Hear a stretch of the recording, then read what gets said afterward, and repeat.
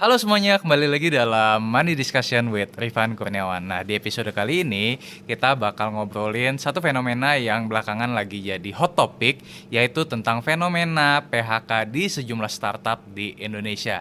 Nah, di episode kali ini saya nggak sendirian, karena hari ini kita kedatangan narasumber yang kredibel banget, yaitu Mas Nazir Arifin. Halo bro. Halo Bro Rifan, thank you so much udah diundang. Thank you juga. Dikira gue ini kita bahas hot topic yang lain. Itu cara tips dietnya Mas Rifan. Enggak ya? Enggak, beda. Itu di lain Lebih hot. episode aja. Di belakang ntar ya. Di belakang aja. Oke. Nah, jadi teman-teman, beliau Mas Nazir Arifin adalah VP of Investment and Business Advisory at Telkomsel. Nah, jadi kita akan ulik bersama-sama dengan Mas Nazir, ada apa sih di tengah fenomena PHK di sejumlah startup di Indonesia. Kita langsung mulai aja ya. Boleh. Oke, Bro. Jadi langsung to the point sebenarnya. Kita tahu bahwa belakangan ini banyak media yang memberitakan gitu ya bahwa sejumlah startup ya, mungkin kita sebut nama aja ya, misalkan kayak Zenius, Link Aja, kemudian JDID, Fabelio, Tanihub, Uang Teman dan lain-lain memberhentikan sejumlah karyawannya dan jumlahnya juga nggak sedikit. Nah, mungkin boleh di-share nggak ke teman-teman sebenarnya ada fenomena apa sih sebenarnya yang terjadi belakangan ini, Bro? Oke. Memang lagi heboh banget ya. Maksudnya sampai banyak banget section di berita. Terus juga belum kemarin Ibu Menaker juga dimintain keterangan gitu kan. Ini lagi ada apa sih? Maksudnya startup-startup juga yang announce PHK atau layoff juga beberapa bulan yang lalu, bahkan baru ada yang announce dapat investment kan. Jadi sebenarnya fenomena ini tentunya bukan hanya unik ke Indonesia gitu kan, tapi juga unik di beberapa tech key global hub di dunia gitu kan. Bagusnya adalah ternyata Jakarta salah satu tech key global hub yang memang udah lumayan rapid sehingga trickle down effect-nya nggak jauh dari yang lain gitu kan. Di mana aja sih? Di India lagi happening, di South America, Latam lagi juga happening. Yang memang jadi epicentrumnya adalah di US gitu kan, karena memang it's a global financial hub gitu kan. Sebenarnya ini kenapa di Indonesia lumayan heboh gitu kan, karena memang posisinya Indonesia itu lumayan unik gitu kan. Selama pandemi itu Indonesia top gross funding yang masuk dari semua total Southeast Asia countries gitu loh. Kita almost surplus 2.7 to 2.8 billion dollars masuk ke Indonesia tahun lalu gitu kan. Jadi semua orang bilang investment di Indonesia lumayan hilang atau melemah, investor private nggak mau invest, enggak, sama sekali enggak gitu kan. Tapi yang jadi masalah 80% dari uang yang masuk ke Indonesia itu foreign direct investment ke tech companies gitu kan. FDI, ya. Sisanya local 20%-nya. Local VC yang di Indonesia invest pun namanya nama Indonesia, partnernya orang Indonesia, tapi fundnya bukan di Indonesia. Fundnya ada di ya berbagai macam tempat lah ya, mau itu Singapura lah, mau itu British Island lah dan lain-lain gitu kan. Yang akhirnya memang memperlihatkan bahwa memang duit yang floating di Indonesian tech companies itu memang interconnected with the global financial chain gitu kan. Yang global financial chain traded in dollars, yang memang posisinya semua centered dengan kejadian yang selama ini baru muncul dan mengkhawatirkan di US gitu kan, yaitu inflasi yang lagi heboh gitu kan. This is the highest 40 years gitu kan. Yang sampai sekarang tadi ngobrol-ngobrol sama Bro Rifan udah 3.8, 3.4 gitu kan. Inflationnya kalau di US, di US 8.3. Itu 8.3 gitu kan. Terus juga posisinya sebenarnya the Fed juga sama sekali ninggalin the zero interest policy gitu kan, yang memang posisinya mau nggak mau kan the Fed punya fungsi untuk menekan inflasi kan. Dan sampai akhirnya memang inflasi sekarang dikhawatirkan Q2 bakal lebih mengkhawatirkan the Fed makin ningkatin interest rate, yang itu jadi kunci kenapa global tech stock. Nah, kita ngomongin ke public tech stock dulu ya. Itu kekoreksi. Kenapa? Karena inflasi selalu berbanding terbalik dengan kenaikan stok gitu kan, growth tech stock. Kenapa berbanding terbalik gitu kan? Karena semua future revenue of the companies akhirnya nggak mau tuh di discount gara-gara interest rate gitu kan. Setuju. Wah gue harusnya achieve segini, achieve segitu, dan belum itu compounding, belum itu naik, belum itu ada uncertainty Ukraine lah, belum itu ada apapun, sehingga akhirnya mau nggak mau company nge-rebate mereka punya revenue plan dan projection yang akhirnya ngebuat semua investor, wah ngaco nih company gitu kan. Bakal kacau nih semua growth stock, yang ngebuat investor semakin teliti dan lebih cautious mau invest gitu kan. Bayangin yang jadi heboh adalah growth tech stock, EV revenue multiple-nya rata-rata itu sekarang ada di angka 25-30 rata-rata ya. EV multiple-nya. Iya, rata-rata di 25 lah. Yang lari dari dulu rata-rata di tahun 2016 2017 itu rata-rata cuman multiple-nya 5-7. Wow. Jadi emang hari ini itu multiple revenue ke enterprise value itu udah bener-bener out of the roof. Gara-gara memang posisinya pandemi kemarin tuh ngebuat semua orang dan semua company tuh juga kayak, wah ini kita bakal up in the sky nih gitu kan. Semua orang bilang pandemi itu mengakselerasi penetrasi digital kan. Tapi emang itu ngebuat semua investor akhirnya semua growth stock companies tuh apa ya, ngaco gitu loh multiple-nya gitu kan. Yang akhirnya sekarang itu hampir balik lagi ke angka yang 2015-2016 itu gitu kan. Sekarang udah turun 10-an, 9-an, 8-an. Hampir menuju normal. Itu kenapa akhirnya ya sekarang ketahuan lah Zoom harganya sama nih sama 2019 akhir. Zoom gitu loh. Tiap hari pakai Zoom coy. Meta deh yang kita jarang pakai gitu kan, anak muda gitu kan. Ya Instagram pakai sih. Tapi ini semua productivity tools yang jadi top gainer waktu pandemi gitu loh. Sekarang balik lagi ke harga sebelum pandemi, bayangin. Itu fenomena pertama yang kita harus ngerti dulu gitu kan. Nah, multiple-nya public markets ini jadi benchmarknya investor venture capital di private market. Jadi misalnya investor mau masuk ke, misalnya sekarang private company apa di Indonesia, Halodoc gitu kan. Kalau nggak Alodokter. Dan kita pasti selalu cari comparable di public stock luar yang kira-kira pas gitu kan. Yang akhirnya ngebuat kita harus ngediskon duit yang kita keluarin, dan duit yang kita keluarin bakal lebih berharga karena company-nya makin kecil gitu loh size-nya. Nah, balik lagi, jadi tadi makronya ya. Balik lagi kenapa layoff gitu loh. Layoff gara-gara posisinya kan tadi semua investor tuh cautious. Ini Mas Rifan ini kemarin bilang valuasinya bisa $100 juta nih gitu kan. Padahal revenue-nya cuma $1 juta gitu kan. Multiple-nya private tuh lebih kacau kan. Udah pada tahu kan. Nah, gara-gara revenue-nya kecil dan multiple-nya makin rendah, mau nggak mau company itu harus di push untuk berjuang lebih banyak dapetin revenue gitu kan. Oh ternyata nggak bisa nih, revenue-nya masih susah nih gitu kan, masih kecil company-nya.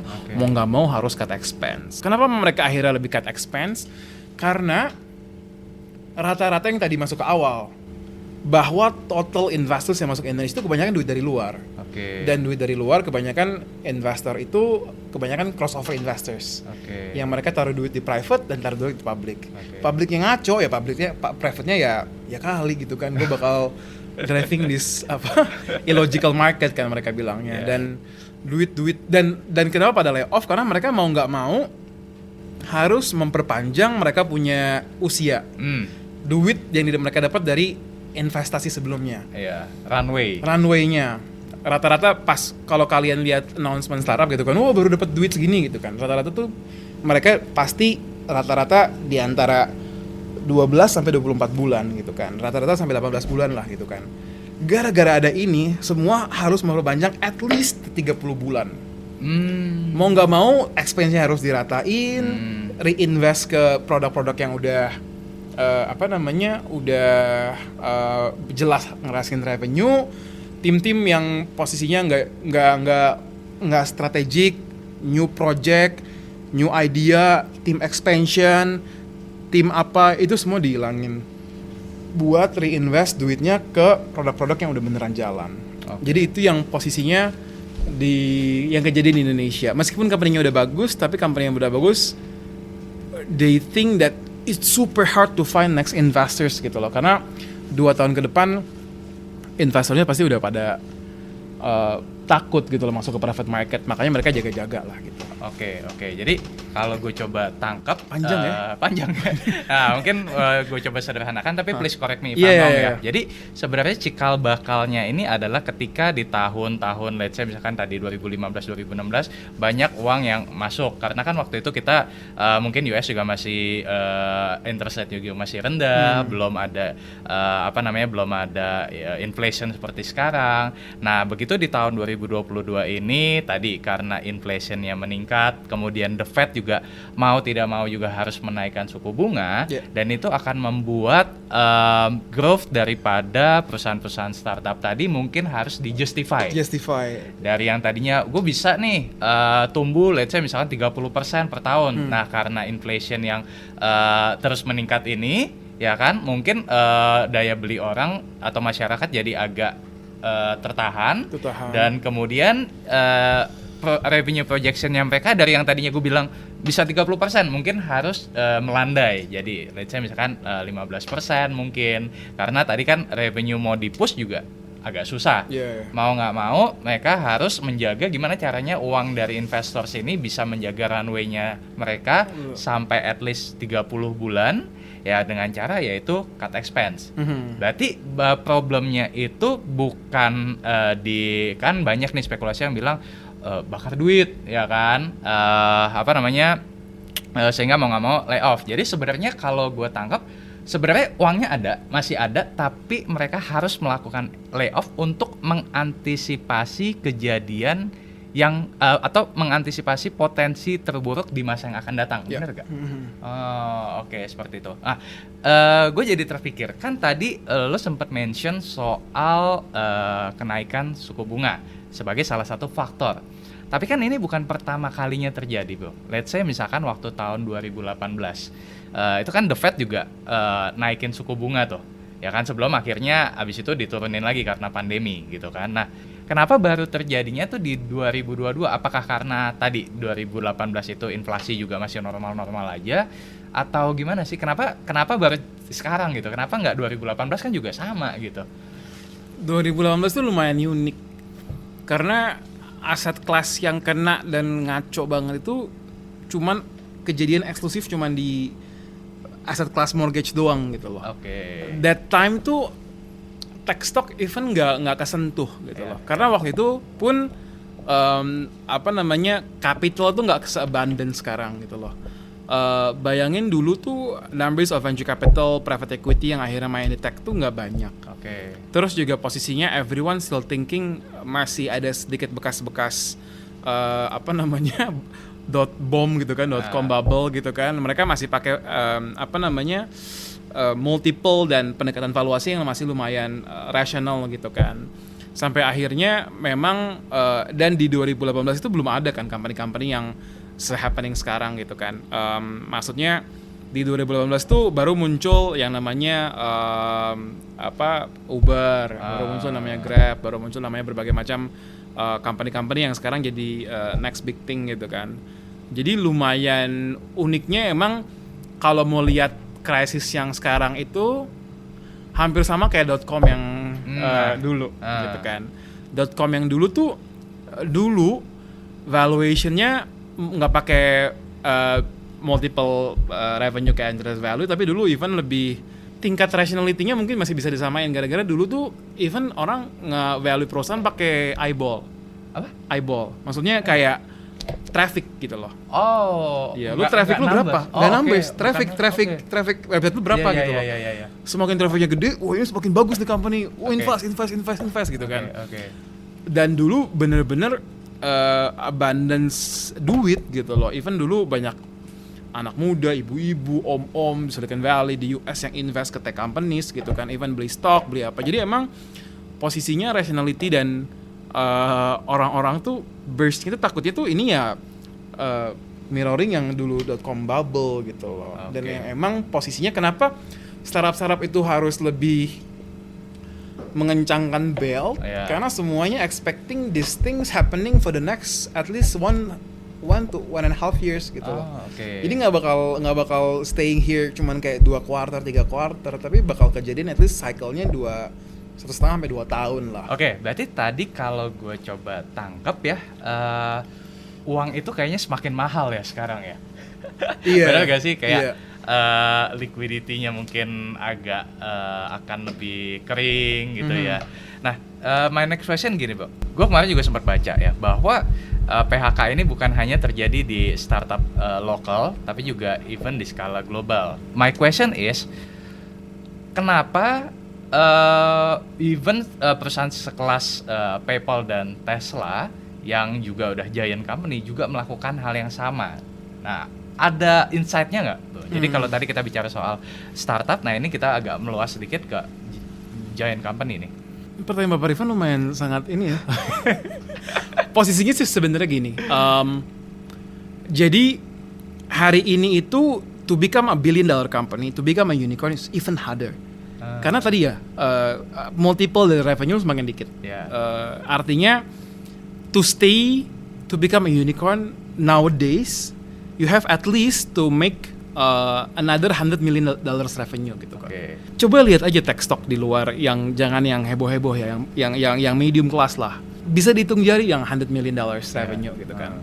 Bayangin, jadi those companies itu harus maintaining their level of bottom line untuk akhirnya bisa at least keeping the valuations itu nggak jauh-jauh dari yang sekarang. Meskipun jatuhnya nggak ekstrim gitu loh.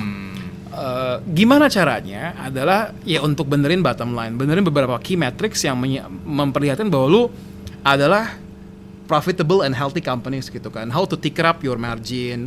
Lu juga harus benerin yang namanya kayak your acquisition cost juga harus diperjelas gitu kan. Jangan sampai Mas Rifan cuma beli makanan cuma pasti kasih promo gitu kan. Gimana caranya ngebuat Mas Rifan itu Tetap stay beli. within the ecosystem without too many Promo. iya gitu kan. Gimana caranya ngurangin expense biar profitnya makin oke, marginnya makin bagus. Jadi mereka lagi ngebenerin itu gitu kan. Dan memang posisinya at the level di mana mereka emang di tahap mereka emang udah bisa ngelakuin cutting off gara-gara udah ada transformation dan lain-lain. Mereka bisa cutting off beberapa hal dan memang posisinya if you see layoff yang kejadian memang bukan pada core market atau core product. Sekarang PayPal mereka abisin di beberapa produk-produk yang masih baru kayak PayPal yang mereka mau masuk bank dan lain-lain. Tesla juga beberapa area emang kalau kemarin sempat gue baca ya kalau nggak salah di tempat-tempat yang juga bukan di core produknya untuk sekarang produksi model S atau model yang lagi laris gitu kan. Jadi emang di beberapa area yang lumayan nggak begitu krusial kalaupun dikurangin dan memang bisa ngebuat company matrix lebih sehat lah. Oke. Jadi kita sebenarnya bisa expect dengan adanya PHK ini maka expats akan lebih rendah gitu kan. Dan ketika misalkan nanti inflation balik lagi nih, inflation udah lebih normal, daya beli masyarakat juga udah lebih meningkat lagi ya kan. Company-company ini diharapkan dengan sekarang dia cut expense bisa menghasilkan ya bottom line atau margin yang lebih sehat di masa yang akan datang gitu ya. Tapi kalau balik lagi ke topik kita yaitu tentang PHK, kalau lo sendiri ngelihat apakah fenomena PHK yang terjadi saat ini baru di awal atau ya udah mendekati akhir? Jadi artinya nih ke depan kita bakal dengar berita-berita yang sama lagi nggak sih bahwa wah ini PHK lagi atau udah sampai di sini aja? Mungkin bakal beberapa kejadian gitu kan, karena posisinya sekarang itu cycle company yang dapat duit itu rata-rata banyak dapetin investment waktu di tahap awal-awal pandemi 2020, 2021 awal gitu kan. Sehingga mau nggak mau mereka harus save cash gitu kan. Expecting bakal ada beberapa lagi gitu kan. Karena emang posisinya sekarang semua venture capital bisa dibilang beberapa yang bukan disokong oleh good backers ya definitely mereka frozen up the fund gitu kan. Wait and see lah ini mau kemana gitu kan. Dan memang posisinya startup di Indonesia ini juga nggak banyak gitu loh. Jadi sekarang total yang mungkin udah lumayan masuk ke growth stage kita bilangnya, itu mungkin nggak lebih dari 150, antara 150 sampai 200-an lah. Oh, oke. Jadi mungkin bakal ada beberapa lagi tapi yang nggak banyak gitu kan. Dan memang posisinya nggak bakal heboh. Tapi posisinya juga pun kita nggak bisa lihat big e-commerce dan tech company juga sebagai startup gitu kan. Karena ya mereka udah is a company, right? Ya startup ya, bayangin kayak Shopee, Bukalapak dan lain-lain kan is owning more than 5,000 berapa employee gitu kan. Ya, emang posisinya lumayan kompleks lah. Tapi emang startup sih posisinya ya mungkin mau nggak mau mereka juga harus at least yang sekarang udah mulai kejadian banyak adalah baru freezing the hiring. Untuk layoff belum terlalu heboh lah, karena I think class of employee yang mereka hire, apalagi buat startup yang baru di middle stage itu bukan class employee yang easiness untuk di layoff kayak buruh gitu loh. Oke. Because they actually ya apakah itu coder, apakah itu sales, ya emang kalau hilang the company will lost something lah gitu. Oke. Jadi at least masih key hiring masih tetap jalan, tapi most of them udah mulai freezing up some expansion team, marketing team yang belum jelas ekspektasi hasilnya, ROI-nya belum tahu gitu-gitu sih. Oke. Nah, apakah lo melihat ke depannya dunia atau ekosistem startup ini akan menjadi lebih kasarnya mungkin minatnya akan turun. Let's say misalkan kalau dulu kan gue ngerasa yuk kita bikin startup, ntar kita funding segala macam, ya kan. Nah, dengan adanya fenomena seperti ini, apakah minat entrepreneurship akan turun atau sebaliknya minat orang untuk bekerja di startup juga akan turun?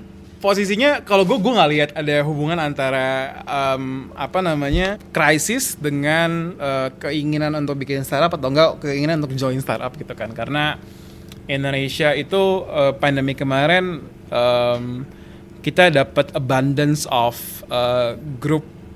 working group yang produktif, dan akhirnya mereka mulai hal baru dan mulai doing something new in entrepreneurship lah. Okay. Bayangin Tokopedia, Bukalapak, Shopee itu hampir 3 juta sampai 3,5 juta dapat UKM baru.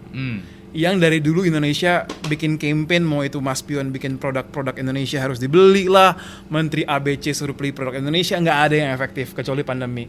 Class of millennials dan productive people yang bikin usaha di era pandemi itu, at least they will become something beberapa bulan ke depan gitu loh. Yang masa dari 2-3 juta itu nggak ada yang tiba-tiba jadi next something gitu kan. Memang kita lihat ya Gojek, Tokopedia semua dibuatnya di 2009, 2010 gitu kan. Kita expect ada something new yang happen and burst lah di entrepreneurship. Dan emang seheboh itu gitu kan. Sekarang growing average card orang belanja, penetrations e-payment, e-money, segala event sekarang penetrasi di second tier sama third tier itu lebih tinggi daripada Jakarta gitu loh. Serius. You see kemarin report ada beberapa e-commerce di Kendari, di Bali, di Palembang, itu cardnya dan ininya hampir sama. Jadi I think udah mulai banyak expectation yang memang this is the land of the opportunity gitu loh. Bayangin Van, semua heboh, lu lihat iklan Tokopedia, Bukalapak, Shopee, semuanya itu online e-commerce, online transaction, online retail, itu baru 4%, 5%. 95% itu masih unorganized, cash, traditional, yang emang waited to be disrupt gitu loh. Jadi Indonesia with its traditionality of the market itu masih huge gitu loh. Dan memang masih gede banget. Kita baru hit the sandang papan pangan doang kan ini, startup belum yang B2B belum ke unveil nih siapa the biggest one. Terus juga abis ini SME solution, abis ini logistik baru 1-2 gitu kan. Ya keburu keambil China investor semua gitu kan. GNT dan lain-lain, still masih banyak gitu loh. Dan kita lihat yang paling penting adalah banyak banget anak-anak Indonesia yang sekolah di luar negeri itu pulang ke Indonesia akhirnya gara-gara pandemi. yang awalnya mereka pengen kerja di US, kerja di China, balik gitu loh. Jadi kita lihat hopefully bakal ada rebound lah. Oke, jadi ya ini hanya sementara Sementara, lah ya. iya. Sementaranya lumayan kacau tapi ya gitu loh. Nah, speaking of that, gue pengen agak ngulik-ngulik nih. Kan you are as a VP of Investment and Business Advisory di Telkomsel. Apakah appetite di tahun 2022 ini memang tadi udah agak turun atau masih tetap agresif atau gimana? Jadi sebenarnya yang kejadian di market sekarang, kenapa investors dari US atau beberapa top key tech hub itu stop atau pausing, itu gara-gara liquidity buat mereka tuh udah hilang gitu loh. Bayangin gue sebagai private investors, gimana gue bisa cash out? Kalau cash outnya di IPO, even harga perusahaannya bakal lebih murah daripada private companies gitu kan. Jadi itu semua orang pada takut gitu loh. Semua orang sekarang investor pas mau cash out, company mau, makanya banyak spec yang cancel gitu kan. Gara-gara masa gue invest di harga segini, ntar di IPO harganya udah turun 50%, 100% gitu kan. Jadi kayak susah lah. Nah, Indonesia ini unik gitu loh. Our IPO itu lumayan, tech IPO kita lumayan stabil gitu kan. Terus juga banyak banget venture capital yang baru raise kemarin gitu kan. Raise-nya nggak tanggung-tanggung. Rata-rata dulu 2015-2016 tuh rata-rata fund size itu masih kayak 20 juta, 30 juta, paling gede 50 juta deh. US dollar ya? US dollar. Udah keren banget gitu kan. Sekarang 500 juta dolar, 600 juta dolar, 400 juta dolar, 400, 500, 600 juta dolar. Jadi kayak udah gede-gede gitu loh. Dan mereka need to spend. Jadi definitely mungkin Indonesia ini lagi transforming lah dari kita terlalu lean on foreign investment atau foreign venture capital, jadi lebih ke local and local money aja yang muter-muter gitu loh. Oke, kalau sebelumnya kan tadi 80% masuk ke dalam, sekarang mungkin akan lebih banyak yang lokalnya, including Telkomsel. Including Telkomsel, nah, ya kita boleh dong dibocorin dikit nih, apa aja yang mungkin setahun 2 tahun belakangan ini invest atau kedepannya gimana, mungkin yang boleh di-share aja. Iya, I think Telkomsel itu kan kita invest lewat 2 activities ya. Pertama lewat yang balance sheet, ke company yang lumayan besar kayak Gojek, Link Aja gitu kan, kayak Mitratel dan lain-lain. Ada yang lewat venture fund. Venture fund itu kita setting up another fund vehicle untuk invest. Untuk company-company yang lebih tadi later stage, ini lebih ke medium sama early stage gitu kan. Company-company yang at least udah making revenue for the past 1.5 years gitu kan, knowing exactly what to burn and what to earn gitu kan. The company are stabil dan lain-lain, the profitability are jelas gitu kan. And kita selain invest di company yang kayak mungkin teman-teman tahu, orang-orang taunya di Gojek aja gitu kan, sampai masuk Tempo gitu kan. Kita juga invest di, I think ada another 15 companies yang lain gitu kan. Kita ada Kredivo, BNPL gitu kan, ada Halodoc, teman-teman kemarin pasti pakai waktu pandemi gitu kan. Ada juga Si Cepat, Logistik, ada EVOS, e-sport team sama entertainment group, ada beberapa B2B solution gitu loh. Jadi emang posisinya kemarin juga kita masuk top 5 most active EC di Indonesia gitu kan. Jadi kayak lumayan speeding up and hitting up the market lah, karena kita tahu yang jadi isu serap hari ini adalah acquisition cost gitu kan. Untuk membuat Mas Rifan stay di online food delivery pasti harus dikasih diskon gitu. Nah, kita lihat Telkomsel can adding value by bisa ngurangin hal itu, karena kita tahu sebenarnya Mas Rifan tuh kayak gini. Mas Rifan sama Nyonya Rifan tuh beda, mungkin sukanya ini, sukanya itu, diskonnya beda gitu. Jadi kita lagi banyak juga bikin help ke ekosistem untuk akhirnya lowering down mereka punya acquisition cost gitu. Lebih rendah. Kayak lu mau masuk ke Bandung gitu kan, daripada lu masuk ke Bandung mendingan lu utilize Telkomsel punya aset. Kita punya data juga, Mas Rifan sukanya apa gitu kan. Gitu-gitulah. Jadi kita coba bantu juga lewat sana, dan emang I think Telkomsel for the past 2 years juga I think we beyond Goto ya. I think the fund juga one of the most performing di Southeast Asia gitu kan. Jadi emang lumayan kita lihat kalau nggak kita yang incubating and seeding up the market, ya bakal siapa lagi gitu kan. Karena memang posisinya we live and breathe by mobile gitu kan. Indonesia itu screen time-nya yang paling sibuk di Indonesia, termasuk top 5 paling lama gitu loh. Lebih sibuk daripada orang US, orang Jepang gitu. Rata-rata 6-7 jam satu orang. 7 jam ya? 6-7 jam. Gue kayak outlier tuh kayak gue. Outliernya karena kita per kapita ya. Iya. Karena kita banyak banget yang belum pakai HP. Tapi kalau bocah-bocah lebih ngaco, bisa 10-12 jam gitu loh yang main app gitu kan, main TikTok dan lain-lain. Jadi itu one of the sign that actually Indonesia is hungry towards consumption, content and everything, dan butuh yang seeding up lah gitu. Berarti in 1 and 2 years belakangan ini masih speeding up. Nah, kedepannya gimana? Mungkin kalau speeding up more, I think kita juga reinvest banyak aset dan lain-lain untuk juga kita leverage, bukan cuman in capital tentunya, tapi juga banyak banget yang kita bakal coba support ke ekosistem lewat program sama lewat subsidi dan lain-lain.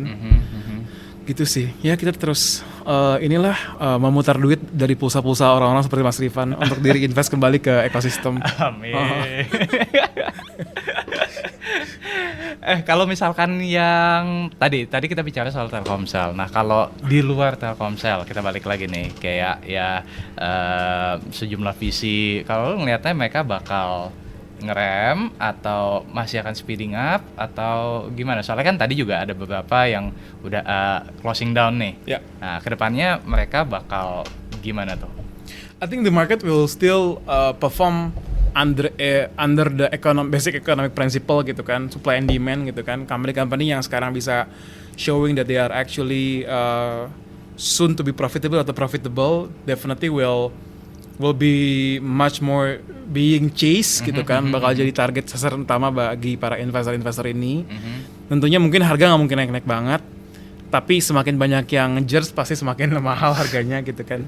Jadi emang bakal kejadian ya supply and demand lagi sih di market. Dan emang sekarang definitely kemarin kita lihat banyak banget startup di early stage yang racingnya ngaco gitu kan. Definitely you knew few of them gitu kan, kayak ini apa sih, baru 6 bulan gitu kan, baru 3 bulan udah racing segini gitu kan, baru 3 bulan 6 bulan gitu kan, puluhan juta dolar lah. Jadi kayak they will stop, they will definitely find a path to profitability, antara make it or udah hilang aja gitu. Gitu sih. Jadi I think the market harsh sih sekarang for companies yang cuma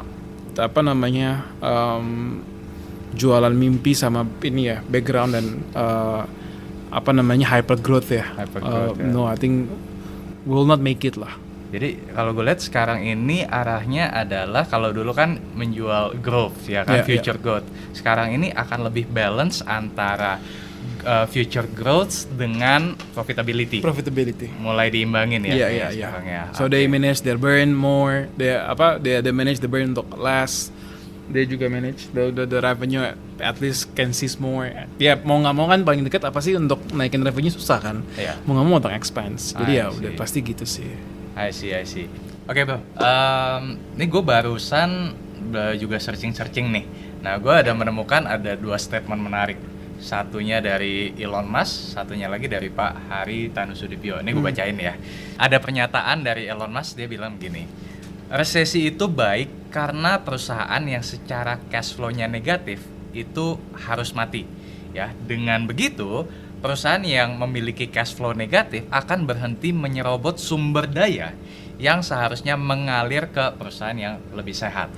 On the other hand, ada juga pernyataan dari Pak Haritanu Sudibyo yang bilang bahwa the golden days of startup are already over. At the end of the day, healthy business must generate positive cash flow. Nah, what do you think about the statement, bro? Gue support those statements sih, karena definitely I think I'm came from business school background juga gitu kan, dari awal juga if the business doesn't make money gitu kan, it's not a business. Betul. Just shut it down gitu kan. So I think we're back to our roots sih untuk akhirnya memang running the companies and everything. Although for today ya, for startup yang akhirnya bisa balancing their input and output gitu kan, to have a cash yang sesuai sama expense mereka dan lain-lain tuh bisa dihitung jari gitu kan. Tapi definitely there is a way. I think a companies yang bisa adapt fast, bisa moving agile untuk akhirnya bisa move the mode untuk profitability, that's company yang kita expect dan appreciate bahwa mereka bisa move lebih healthier lah. Company-company yang emang dari awal the business model sucks, maksudnya the business model mau nggak mau tuh disokong oleh acquisition lewat inorganic gitu loh, promo gitu ya susah gitu loh.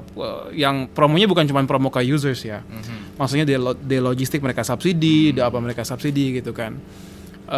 Itu sih, jadi emang posisinya hopefully the capital and the capital flowing into the right companies ya abis ini, dan I think apa ya, mau nggak mau trickle down effect-nya pasti banyak kan. Kalau kayak gini ya, I think hopefully our public stock lebih healthier gitu kan. Public kita expect juga nggak ada, the companies will follow the right the right set of metrics yang emang company bagus tuh kayak gimana gitu kan. Gitu sih. Oke, berarti bisa dibilang fenomena ini juga bakal jadi seleksi alam juga nggak sih? Seleksi alam. Seleksi alam, mana yang bisnis modelnya tadi sucks ya mereka akan gun mungkin. Yeah. Mana yang bisnis modelnya resilient, mereka akan survive ya.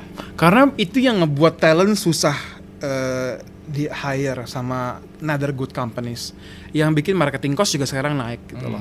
By these companies at least stopping or holding or pausing their spend untuk hire atau marketing, harga-harga itu juga bakal turun gitu loh. Sekarang krisis, banyak yang lay off dan lain-lain, showing that sekarang malah orang-orang mau hiring tech people lebih gampang gitu loh.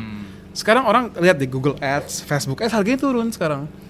Jadi emang ngebuat market lebih normalized lagi lah. Oke, paham. Oke, last question. Ada pesan nggak atau mungkin tips-tips buat teman-teman di sini yang 2022 gitu kan, gue baru mau bikin startup kok tiba-tiba udah ada PHK startup, atau ya di 2022 ini baru mau apply ke perusahaan startup, kok tiba-tiba ya ada PHK kayak gini. Nah, lo ada tips-tips atau mungkin pesan-pesan yang mau disampaikan ke teman-teman di sini? Silakan. Sabar, maksudnya enggak sih. Jangan kebanyakan ini sih, wah gini, wah gitu, wah makro lagi kayak gini, makro. I think the world tuh keep spinning, maksudnya lo besok masih harus hidup gitu kan. You still have a dream, lo udah di sekolahin sama orang tua, semua lo juga udah selesai gitu kan. Just continue and be much more aggressive towards your goals aja gitu loh, karena we live in the world yang kayak the capital abundance, opportunity apalagi Indonesia juga abundance gitu kan. Dan emang semua sekarang jadi lebih market juga sekarang juga kekoreksi, artinya it's a good start untuk everyone start the companies gitu kan. Dulu kita lihat 2018 semua good company itu muncul pas lagi keadaan kayak gini. Hopefully the things that you were starting right now could become next big thing 2 or 3 years next gitu kan. And I think good company will be always a good companies if you were doing good, bakal attracting good feedback juga gitu kan. Good investors will come to you, good media will come to you, and I think just stay with your lane aja sih untuk jalanin gitu sih. Jadi jangan takut. Jangan gitu takut. Terus gila, ntar gue nggak bisa nih. Ya iya. Sekarang I think the barrier untuk start something nggak sesusah dulu ya. I think you can, bikin website susah harus cari CTO. Lu bikin website juga sekarang banyak banget subscription yang tinggi cuma bayar $1-2 udah bisa bikin website sekeren rifankurniawan.com gitu kan. Nggak salah kok jadi ngebandingin gitu kan. Nggak, tapi so much easy lah mau bikin apapun gitu kan. Terus venture capital juga banyak, duit yang amount juga banyak sih gitu sih. Hopefully ya. Oke. Emang gampang ngomong Van. Tapi ngelakuin yang susah. Yang ini dikat aja nanti. Iya. Ya bercanda. Oke, ini nggak kerasa udah panjang. Kayaknya mungkin yang denger juga udah berasap nih, Bro. Berasap. Nah, mungkin sebagai pertanyaan penutup, mungkin kalau misalkan teman-teman di sini ada yang pengen untuk say hi atau stay connected dengan Bro Nazir, atau mungkin mau raise funding mungkin Bisa. ke Bro Nazir dan Telkomsel, mungkin bisa kontak kemana sih, Bro? Ke Grapari terdekat. Enggak. I think kita semua lumayan accessible lah. I think you can reach us definitely available di LinkedIn, di mungkin kalau mau cuman say hi sama setting up some meetings bisa lewat email atau mau sosial media. Sekarang gampang lah gitu kan. Oke. Itu sih Kalau lumayan accessible. ke Instagram boleh main? Boleh main, boleh. Instagramnya itu di @nazir Arifin. ya. Nanti linknya kita taruh di kolom description juga. Oke. Gitu. Thank you so much. Thank you so much, udah Mas Rifan. sharing. Semoga bermanfaat buat teman-teman semua. Iya. Kalau kamu suka dengan video ini, jangan lupa untuk klik like, subscribe, share ke teman-teman kamu, dan juga jangan lupa untuk nyalakan notifikasinya supaya nggak ketinggalan video-video yang berikutnya. Anyway, kalau kamu ada saran atau topik apa lagi nih yang mau kita bahas, juga bisa tulis di kolom komentar. Oke, sekali lagi thank you so much, Bro. Terima kasih, Bro. Dan kita ketemu lagi di video berikutnya. Bye-bye.